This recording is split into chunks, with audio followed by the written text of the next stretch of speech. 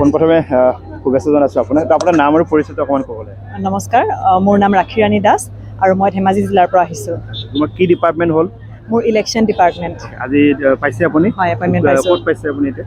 মই office of the chief electoral officer, Assam ছেক্ৰেটেৰিয়েটৰ ভিতৰত আছে। আৰু এইটো অনুভৱটো কেনেকুৱা? আজি এপইণ্টমেণ্ট লেটাৰৰ সৈতে আপুনি আহিছে, মাৰ লগত আহিছে নিশ্চয়।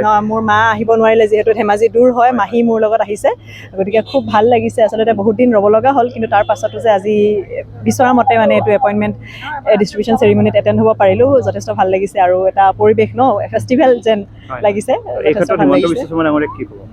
নিযুক্তি এটা হৈ আছে। হয়, সেই ক্ষেত্ৰত আমি গভৰ্ণমেণ্টক থেংকফুল হ'বই লাগিব, বিশেষকৈ তেখেতৰ লিডাৰশ্বিপৰ আণ্ডাৰত ইমান ভাল এটা প্ৰচেছ উইদাউট এনি লেকুনে তেখেতে কৰিছে।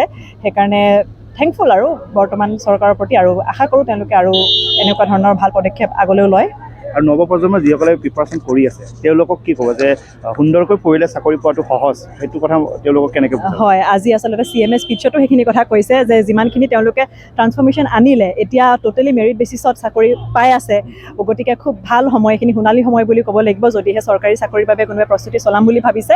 কাৰণ যথেষ্ট মানে নিকা আৰু স্বচ্ছতাৰে তেওঁলোকে পৰীক্ষাবিলাক কণ্ডাক্ট কৰিছে, আৰু সেইমতে আজি আমি পাইছোঁ ৰিজাল্ট সেইমতে পোৱা গৈছে।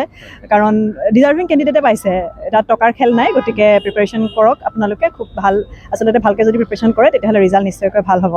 তো আপোনালোকক শুভেচ্ছা জনাইছোঁ, সুন্দৰকৈ জইন কৰা আৰু সুন্দৰকৈ কাম কৰিছে। Thank you sir. Thank you. আৰু আড্ডা 247ক মই এইখিনিতে থেংকফুল হৈছোঁ। আপোনাকতো চিনি পাওঁৱেই, আৰু এতিয়া হঠাতে লগ পাই গ'লোঁ।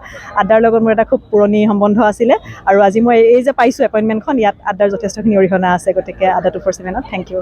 Thank you so' much.